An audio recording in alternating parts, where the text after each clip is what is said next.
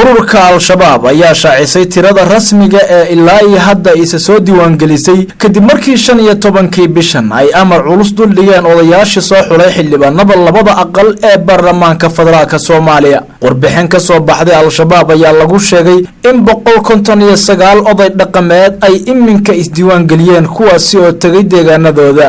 ergada ugu badan ee iska diiwaangelisay goobaha ay al-shabaab gacanta ku hayaan ayaa ah kuwa maamulka Hirshabeelle iyaga oo gaaraya 53 oday dhaqameed.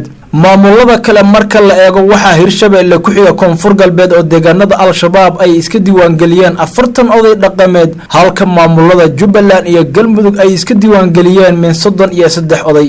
isdiiwaangelinta ergada oo gaaraysa 159 oday dhaqameed ayaa waxa imaanaysa iyada oo wali muddo bil ah ay ka harsan tahay waqtigii al-shabaab ay u qabteen in dhammaan ay iska soo diiwaangeliyaan odayaashii soo xulay xildhibaanada baarlamaanka Soomaaliya deegaanada ay maamulaan al-shabaab. arrintan ayaa dhabar jab ku ah qorshaha ay dawladda Soomaaliya ugu diyaar garoobayso in sanadka 2020 ilaa 2021 la qabto doorasho qof iyo codaha. go'aanka al-shabaab ee dhaqan galay ayaa sidoo kale